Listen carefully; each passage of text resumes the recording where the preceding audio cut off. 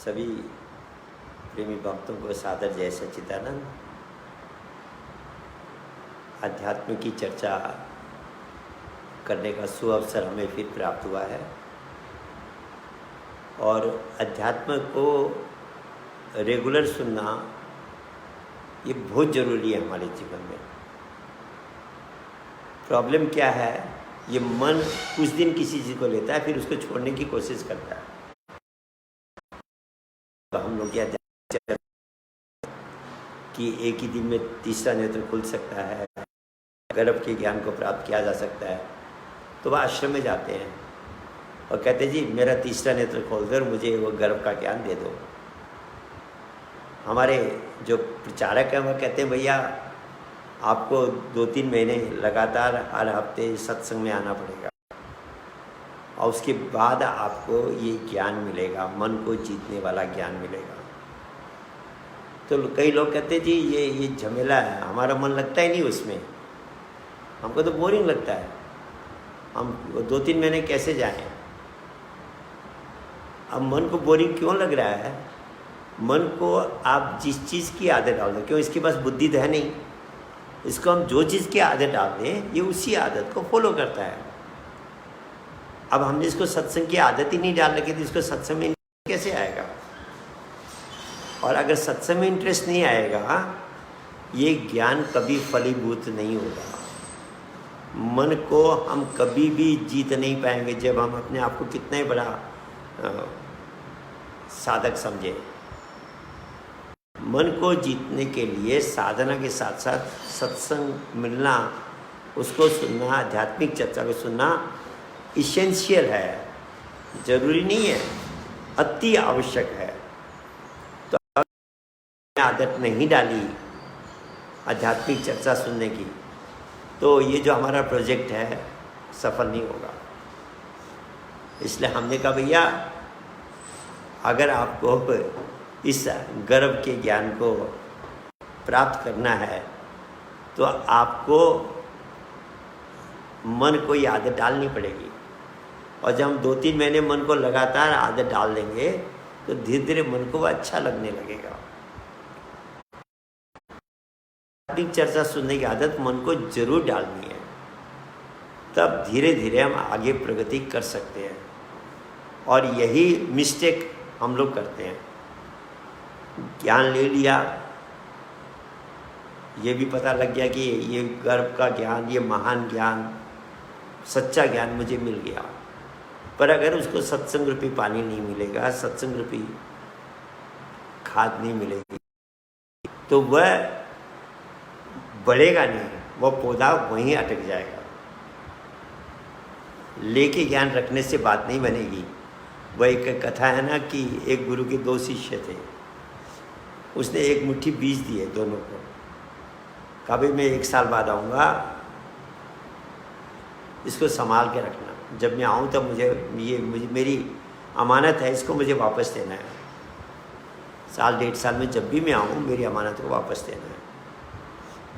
एक शिष्य ने क्या किया, वो अपने आप को बहुत बुद्धिमान समझता था, बोले गुरुजी की अमानत, इसको मैंने सेफ रखना है। एक पोटली को पहले एक संदूक में रखा, उसको दूसरी संदूक में रखा, ताले लगाए, ऐसे 3-4 संदूक में रखे, पूरा कर दिया कि भाई किसी भी हालत में कोई इसको चोरी न कर सके।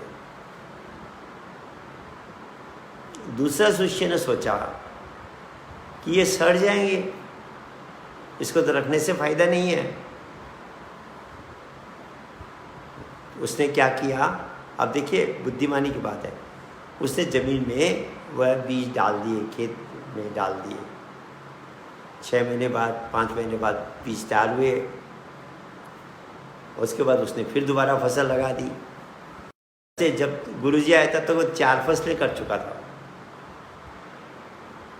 तो गुरुजी बोले भाई मेरी अमानत दो। बोला महाराज अमानत के लिए तो आपको मेरे गोडाउन में चलना पड़ेगा। गुरुजी गोडाउन में गए थे, देखा तो बोला ये मैंने तो इतने से दिए थे। बोला महाराज वही बढ़ बढ़ के इतने बड़े हो गए, इतने क्वांटिटी में हो गए। गुरुजी खुश हुए कि वास्तव में तेने बीजों को संभालने का सही तरीका अपनाया। फिर दूसरे शिष्य के पास गए, कहा भाई मेरे बीज दो। बोला जी मैं खोल के लाता हूँ। उन्हें सारी संदूकें खोल के लाया तो वो तो सब सड़ चुका था, घुन लग के ख़त्म हो चुका था, बीज थे ही नहीं।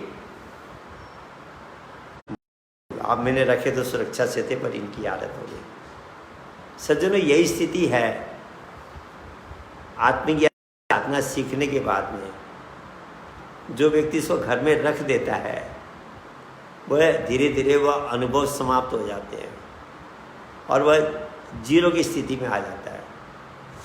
जो सत्संग सुनता है, अभ्यास करता है और इसका प्रचार करता है, तीनों काम जो कर रहा है, सेवा, सत्संग, भजन, सिमरन, सेवा, सत्संग, भजन, दर्शन करके 4 चीज़ें बताई गई है। जो चारों को कर रहा है वह इन बीजों को बढ़ा रहा है। हमने ज्ञान लिया, अगर हम इसका प्रचार नहीं करते तो हमें अध्यात्म स्वार्थी कहता है, और स्वार्थी व्यक्ति पे भगवान कभी प्रसन्न नहीं होते, गुरु महाराज कभी प्रसन्न नहीं होते। इसलिए हमेशा कहा आप जपे औरों को जपावे, ये नहीं कहा आप जपो केवल।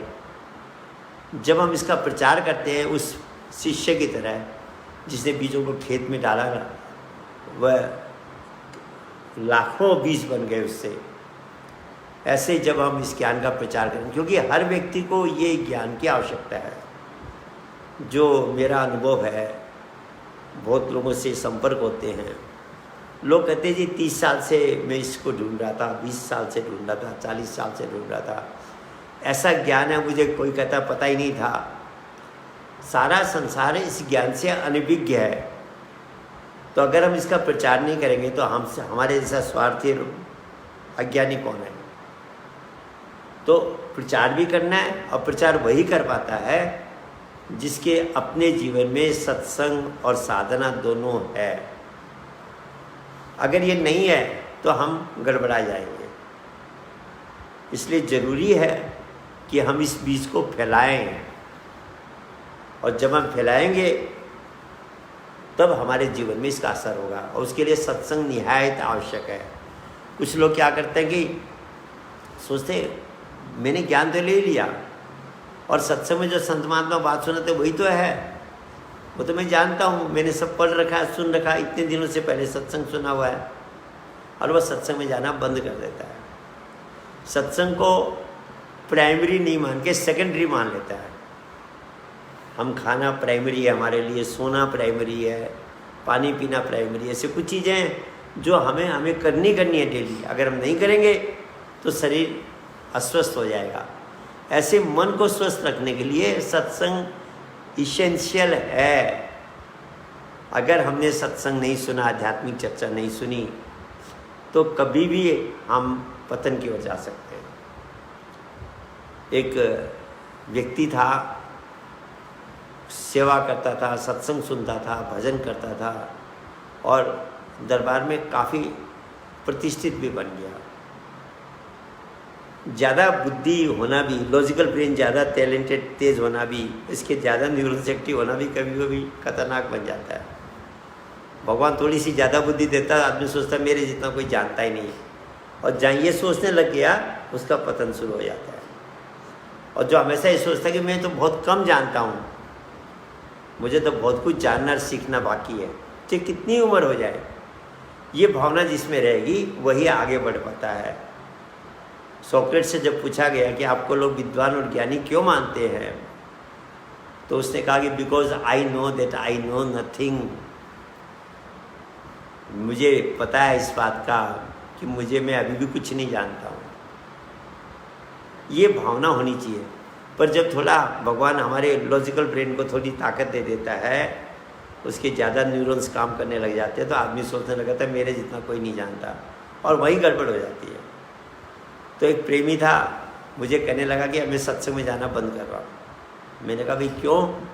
ये रियल घटना रख रहा हूँ मैं आपके सामने। बोले 1 घंटा जाने में लगता है, 1 घंटा आने में लगता है, और 2 घंटा वहाँ महात्मा, संत महात्मा सत्संग सुनाते हैं, और जो सुनाते हैं वो सब मैं जानता हूँ, कोई नई बात नहीं है। तो 4 घंटा मेरा बर्बाद होता है।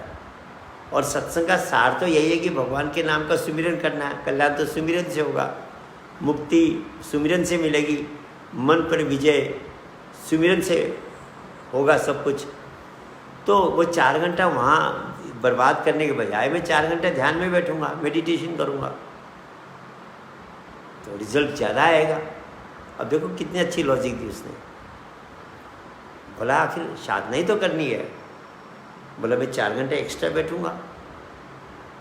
मैंने कहा भैया जो मेरा जीवन का अनुभव है, जिसने सत्संग छोड़ दिया धीरे धीरे वो ज्ञान भी उसके लिए जीरो हो जाता है, दरबार भी जीरो हो जाता है।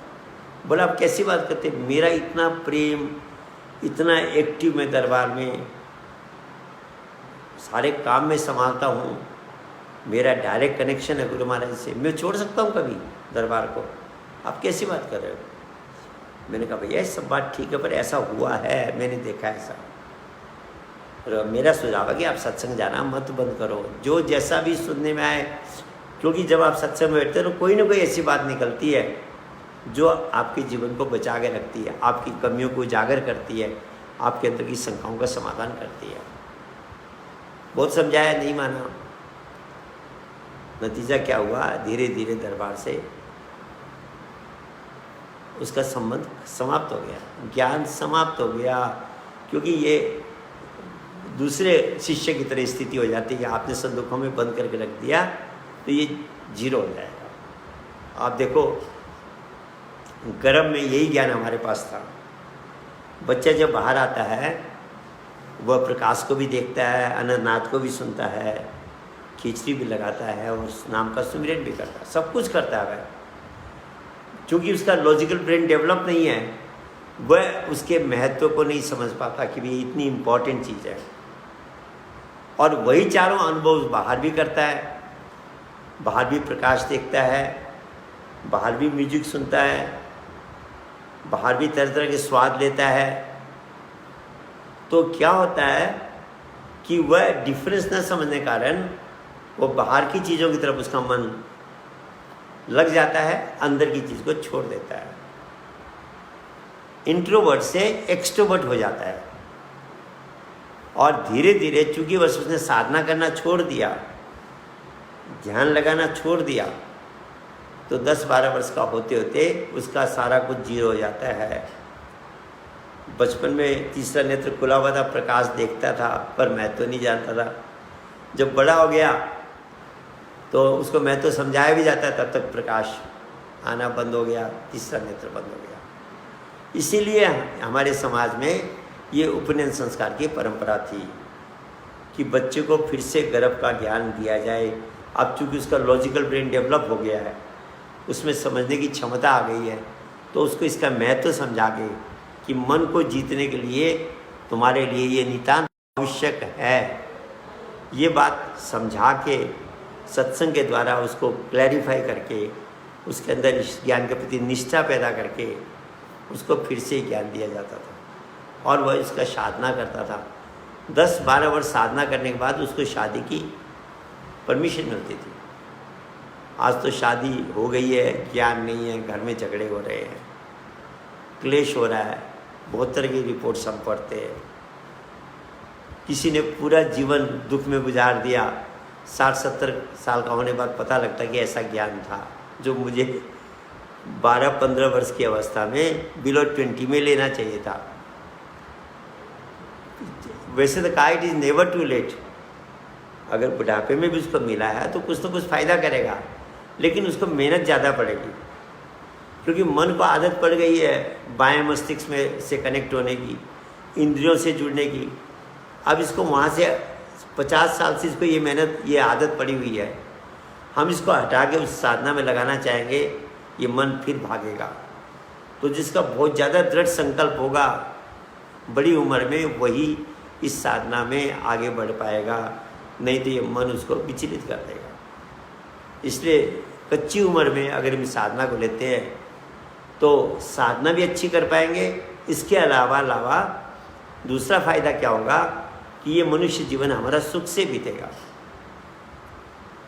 एक पाँव पे चलने वाला कितना आराम से चलता है, कितनी तकलीफ से चलता है, और 2 पाँव पे चलने वाला कितना आराम से चलता है।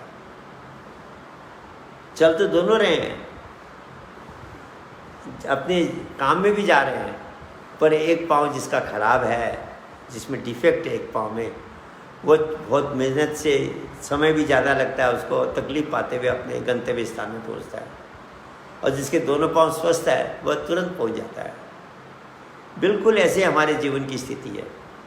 जिसके दोनों ब्रेन मिलकर काम कर रहे हैं वो काम को सरल और सुगमता से करता है, और जो केवल बाएं मस्तिष्क को लेकर चलता है वो जीवन को एंजॉय नहीं करता, वो खाली जीवन को बिताता है और अंत में पछताते हुए जाता है।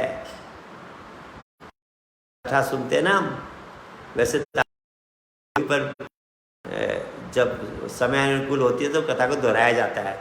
कई लोग की शिकायत हो जाती है भाई रिपीटेशन हुआ। भैया अध्यात्म में कुछ रिपीटेशन नहीं माना जाता।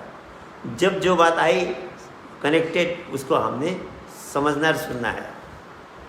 तो कहते ना वो भगवान सबको उम्र बांट रहे थे 40-40 साल की, गधा कुत्ते हाथी सबको 40-40 की उम्र दी। अंत में मनुष्य को भी 40 साल की उम्र देने लगे।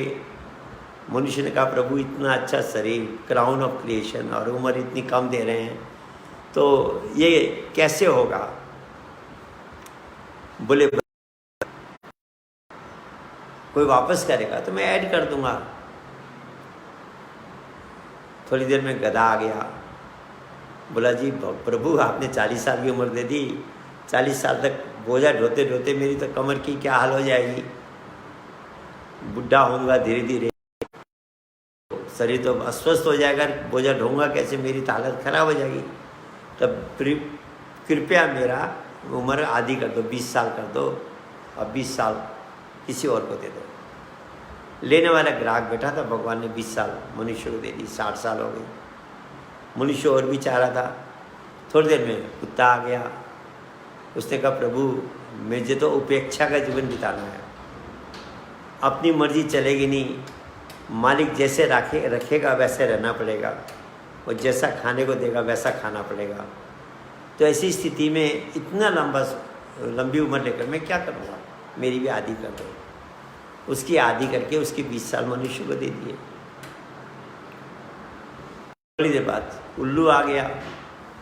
उल्लू कहने लगा प्रभु मुझे तो कोई देखना पसंद नहीं करेगा, सुनना पसंद नहीं करेगा, रात भर मुझे जगना पड़ेगा, मेरी बोली भी किसी को अच्छी नहीं लगेगी, तो मेरी उम्र इतनी लंबी आप क्यों दे रहे हो, मेरी भी आधी कर दो।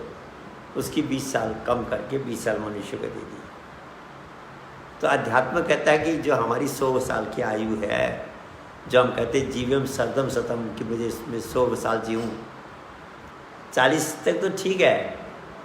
अगर हमने समय पे उस साधना को नहीं सीखा है जिससे दोनों ब्रेन एक्टिव होते हैं, जिससे मन बैलेंस में आता है, तो क्या होगा, ये कहानी हम पे लागू हो जाएगी। और होती है सज्जनों, लोग स्वीकार भी करते हैं। प्रोग्राम से जब मिलते हैं लोग कहते हैं जी ये कथा वास्तव में सही है। 40 साल के अंदर में आदमी 28-30 साल तक शादी कर लेता है, 40 साल के अंदर उसको बच्चे हो जाते हैं, 1, 2, 3 जो भी बच्चे हैं वो हो जाते हैं। बच्चे हो गए, गृहस्थी पूरी तरह चालू हो गई। अब उसके बाद किसकी आयु शुरू हो गई, वो कहते हैं कि आयु शुरू हो गई, बोझा ढोना है। और गृहस्थी का बोझा ढोता है वह सुबह से शाम तक, चाहे पुरुष हो चाहे स्त्री हो, दोनों बोझा ढोते हैं, परिवार का बोझा ढोते हैं सुबह से शाम तक, और शाम को सोते थक के सोते हैं। ये स्थिति हर एक के साथ है, गरीब के साथ भी है, मिडिल क्लास वाले के साथ भी है, रिच पर्सन के साथ भी है। स्थिति में फ़र्क इतना होगा, एक बिल्डिंग में रह रहा है, एक झोपड़ी में रह रहा है, एक कुछ बढ़िया खाना खा रहा है, एक थोड़ा सस्ता साधारण चीज़ खा रहा है।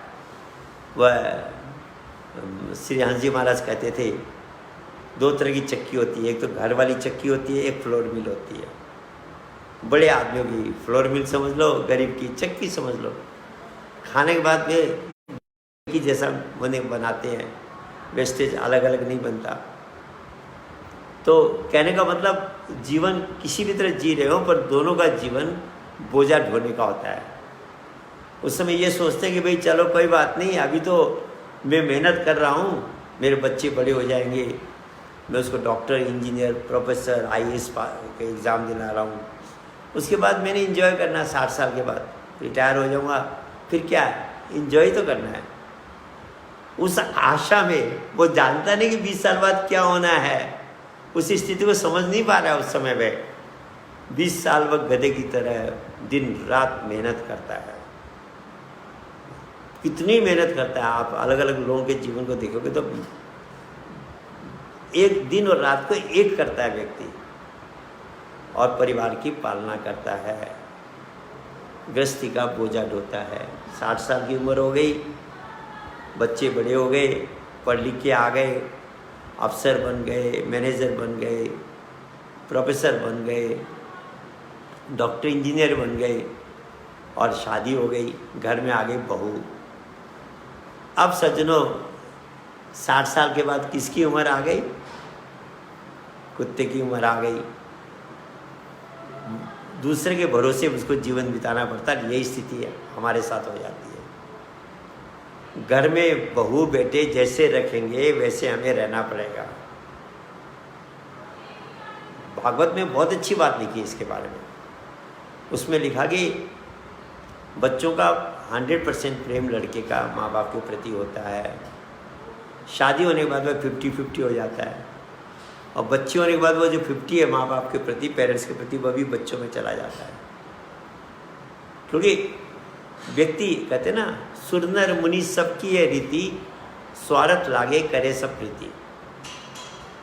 क्या भविष्य उसको दिखता है, भाई ये दोनों तो एक दिन शरीर छोड़ के चले जाना है, मेरा साथ देना नहीं है, साथ तो मेरी वाइफ देगी, मेरे बच्चे देंगे, तो उसका कंसंट्रेशन उधर जाता है। हाँ, कुछ संस्कारी बच्चे भी होते हैं, ऐसी बात नहीं है, सब एक जैसे नहीं होते, मैं जनरल बात कर रहा हूँ। कुछ संस्कारी बच्चे होते हैं जो माँ बाप को उस समय और ज़्यादा ख्याल करते हैं। उनके लिए चाहे घर में वाइफ को डांटना पड़े, चाहे बच्चों को कुछ भी करना पड़े, वह स्पेशल केयर करते हैं। पर वह रेयर के जनरली हम पाए उस समय, और जिनके बच्चे केयर करते हैं जनरली वो लोग आध्यात्मिक होते हैं। आध्यात्मिक जीवन वालों के बच्चों में वह आध्यात्मिक संस्कार रहते हैं, इसलिए वह माँ बाप का प्रौढ़ अवस्था में भी, ओल्ड एज में भी बहुत ख्याल रखते हैं। तो कहने का मतलब उस समय क्या होता है, बहू बेटे जैसे रखेंगे रहना पड़ेगा, वह जैसा व्यवहार करेंगे उसको सहना पड़ेगा, जैसा खाने को देंगे वैसा खाना पड़ेगा। नखरे नहीं चलेंगे उस समय कि मुझे ये नहीं ऐसा बना के दो, ये करो। आज ज़्यादा आप करोगे उस समय, अगर आपने ज़्यादा मेहनत कर रखी है, हमने बच्चों को पढ़ाने लिखाने में और बड़ा अफसर बना रखा है, हम गरीब थे पर हमने मेहनत करके उनको बड़ा अफसर बनाया, दिन रात मेहनत करके जो भी कमाई हुई उनके ऊपर लगा दी, तो कभी कभी माँ बाप को गुस्सा आ जाता है कि देखो मेरी बात क्यों नहीं मान रहा, झगड़ पड़ते हैं। जब घर में 1-2 बार ऐसा होता है तो वो क्या करते हैं, वो माँ बाप को वृद्धाश्रम में भेज देते हैं, झमेले ही ख़त्म कर देते हैं। आप वृद्धाश्रम में जाएंगे तो वहाँ गरीबों के माँ बाप कम मिलेंगे, बड़े लोगों के माँ बाप ज़्यादा मिलेंगे, और ज़्यादा दुखी जीवन हो गया। यार यही अच्छा है, घर में जैसा है 2 रोटी खाने को मिल रहा है वो सहता है। मैं काठमांडू में था, प्रोग्राम में बाई चांस यही कथा सुनाई।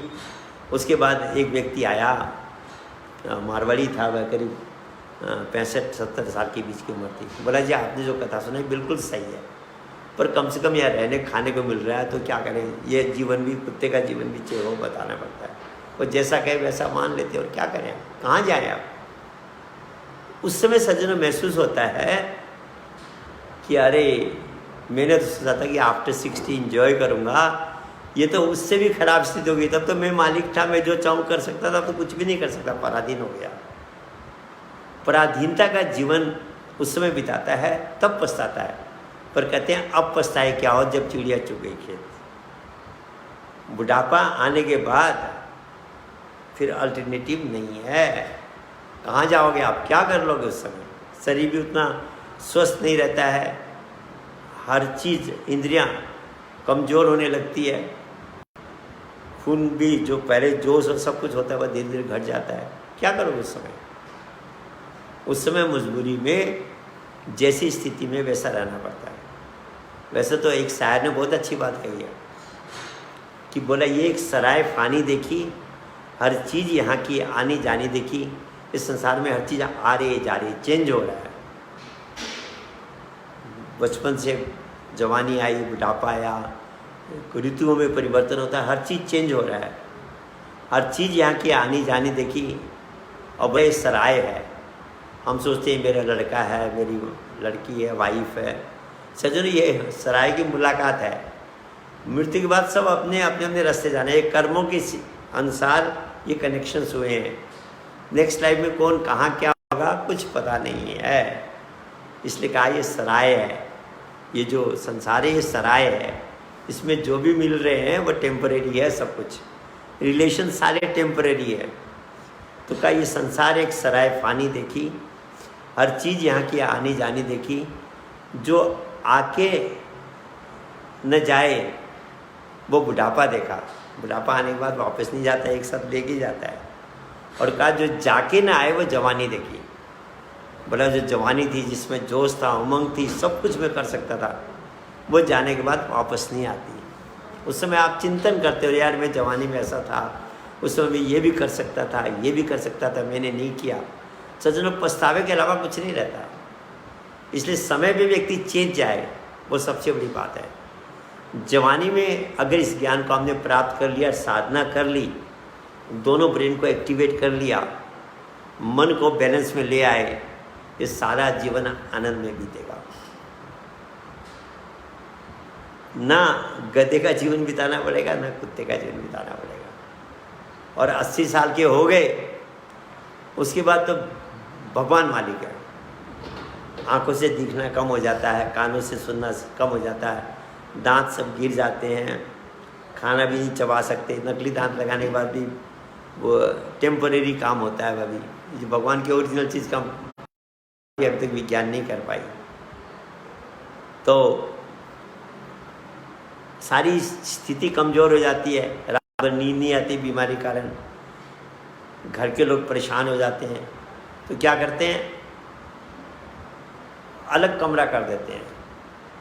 जो बड़े पैसे वाले एक नौकर भी रख देते हैं, उनके पास टाइम नहीं होता ज़्यादा।